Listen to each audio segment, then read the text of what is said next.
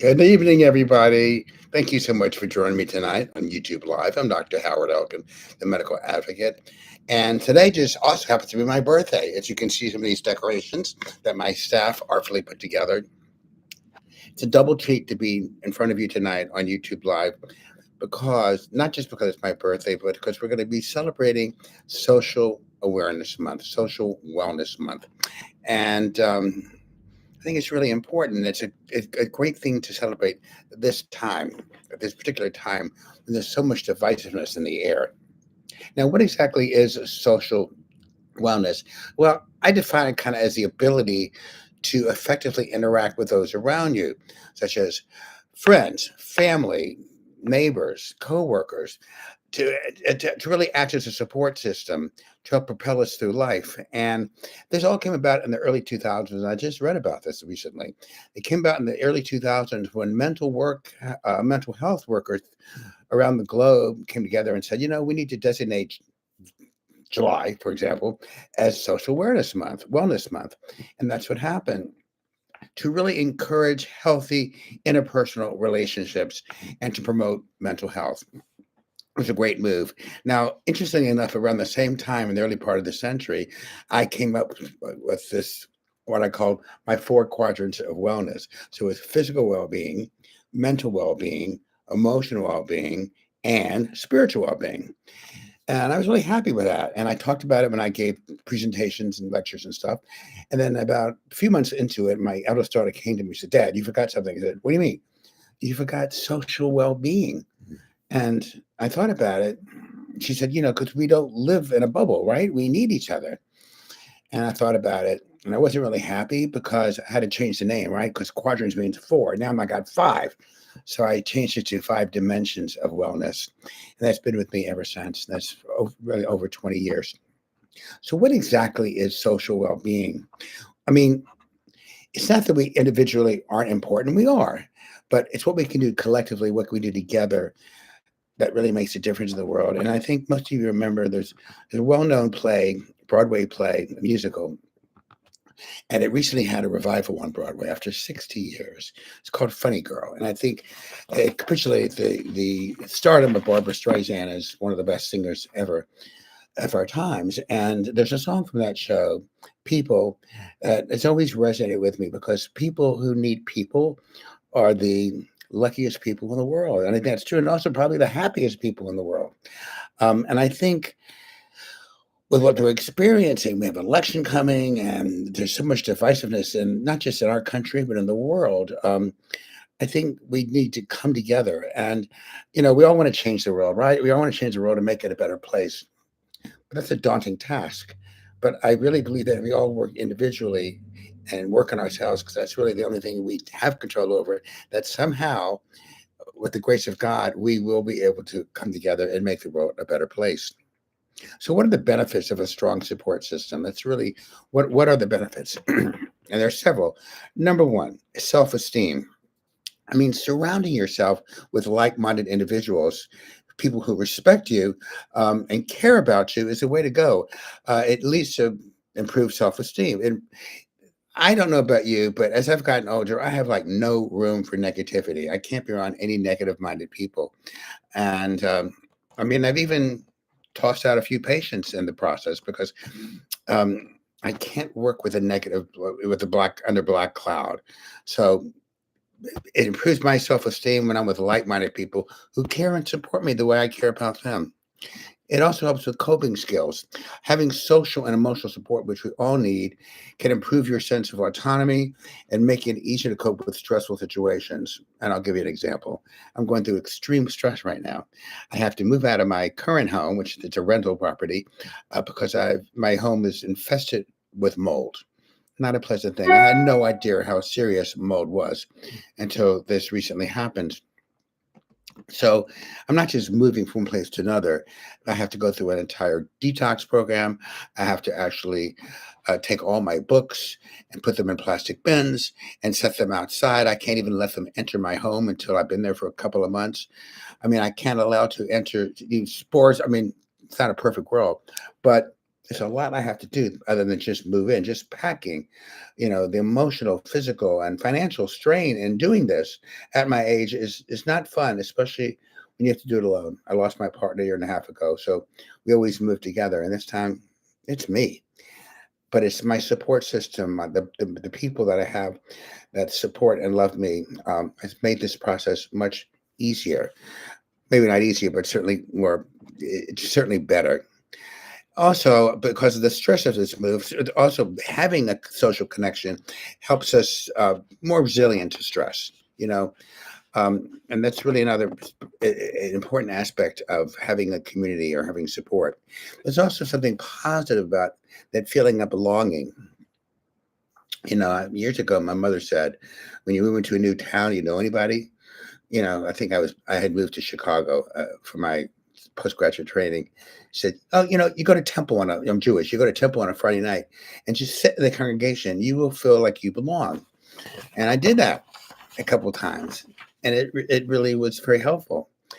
Also, there's the aspect of the component on physical health. We have research that supports the social support can help you physically by decreasing your symptoms and experience improved health, both physical health and mental health. So, really, social communication and social interaction is so very important that that's worthwhile designating this month, my month, of for this particular thing. Now, what about the health benefits? Because that's really what we're all interested in. Me as a cardiologist. So, but what I really learned, and I did some reading on this. There's research based. It's like your social wellness is like a research-based prescription, if I could say, to boost your immune system and longevity. And so it can lower your anxiety and depression and improve your immune system. I'll give you another example. This mode has affected me adversely in certain ways. It's affected my immune system, my mobility, and I've already had nerve damage from botched up back surgery. And for some reason, I found myself going backwards. And it's not for lack of trying or for lack of exercise, but my immune system, my neurologic system was affected, and my immune system had emergency root canal in the beginning of this week. I mean, where did that come from? I'm a very well person typically. So caring behaviors, caring for your fellow man, uh, can release stress reducing hormones, which can affect the immune system, your coronary arteries, your GI function, your gut function, and your insulin regulation. It's really true because we're seeing such a plethora of metabolic disorders. 95% of the people in this country are metabolically unhealthy. Only 5% of us are metabolically healthy, and that's where I soar. But it's a big deal because with metabolic dysfunction and metabolic health or poor health, it sets us up for disease, heart disease, diabetes, and basically a short lifespan. So what else can happen? Well, having a connection with other people can help you recover from illness, can lengthen your life, can improve your sleep, can lower your blood pressure. We all know about those stress hormones, cortisol, epinephrine, norepinephrine. When you're relaxed and you're comfortable in the presence of others, those are lowered, and it help promotes against physical decline, whether it's heart disease or cancer or dementia. So there's just multiple things that can improve physically. And I'm not just saying this, there's research behind this. You can do a Google check and see how social well-being can really improve your physical health and mental health as well. But it's the quality of the relationships that matter. So I'm not saying have, codependent relationships, which in codependent to me means you can't take it, but you can't leave it. That's a codependent relationship. And those relationships that I can't handle, I've had them in my life, but it's been a while. And I've been blessed with real functional relationships as I've gotten older because I chose to give and to be able to receive. So relationships are really important. And it's been shown that a lack of connection with others can lead to enhanced anxiety and depression and cognitive decline, and also increasing mortality risk because of with obesity and physical activity. If you don't have, what's the sense of working out and exercising if you just are alone, you're isolated. And there was one study that showed that the absence of strong relationships can increase your risk of mortality by as much as 50%. 50% increase in mortality by not having people in your life, by being so isolated. And we really learned this through COVID-19, right? Um, we really learned it. And I think we could all say how detrimental it was, because when it became a pandemic, which is March 20th of around the third week of March in 2020. Okay, we were basically told, wear a mask, uh, wash your hands, and socially distance yourself from others. Gyms were closed. Everything was closed. And it really wasn't good. And I saw in my own practice, I never shut down, even for one day. My office always stayed open. Yeah, we wore masks. Yes, we washed our hands. Yes, we did all that stuff. But I saw the effects in my patients. Um, and I mean, fortunately, my partner was alive, so we had each other. But we did miss out on relationships with other people because we couldn't get together, right? I mean, restaurants were closed, everything was closed. And what I witnessed in my own practice is with patients having insomnia, major sleep issues, major anxiety issues. I had elderly people developing panic attacks for the first time in their lives. They were just living in fear. Uh, because nobody was talking to anyone. No one was seeing each other. Uh, our relationships kind of ceased because we were told that's what we had to do. What really got me aggravated is that, they never talked about what we can do to enhance our immune system. Yeah, wear a mask and socially distance yourself. And then I came up with my own product about 4 weeks into the pandemic called ImmunoWise for HeartWise, which worked on enhancing your immune system. I mean, that's not rocket science, right? If people developed COVID and died, they were usually pretty sick to begin with, or had sick potential, and did not have social interactions, and were metabolically unhealthy. And you saw the end result. So I think we really learned a lesson in COVID. Uh, and I hope we never have to go down that road again. It was really sad. Now, what about ways of building healthy relationships? Um, the first and easy thing is just spend quality time with friends. You know, I tend to be a loner. I really do. I'm an isolationist. I mean, I love talking and presenting and doing things like this, but I really don't like to go to dinner parties and stuff where I don't know anybody. I'm not really. I'm kind of an introvert, believe it or not. So I could spend time with myself, but I force myself to be with others and to make plans, especially since the death of my partner, because I need people. I need these relationships. We need reconnecting with old friends. That's been great about Facebook. I mean, I connected. I'm social media can also be a real pain in the butt, as you well know, and also all we need is more screen time, right? But it connecting with old friends that I went to high school with. We're talking 50 years ago. It's kind of, and it's old friends with similar interests, right? Politically, and at least with me, people that went to high school with. It was great. We've kept in contact. Getting to know people around you, volunteering. I always said if I ever retire, which is not in the near future, I don't think, I would volunteer and something I really like. And hobbies are great. I mean, I have a ton of hobbies that, I sing, I dance, but I would pick up a few other things that I have great interest in, gardening, for example. And, I love to write, but I mean, having hobbies is also another way because you can reconnect with other people when you go to clubs that share similar interests. Um, Tips for building healthy relationships. Um, Again, find people with common interests and listen actively. And that's one thing I really learned from my mother. She was in a nursing home for she broke pelvis or something several years ago. She was living in Florida, maybe 10 years ago. And so she wanted me to see the nursing home. Actually, it wasn't nursing, it was supposed to be a rehab center. And so I went with her. She wanted to show me off to her friends.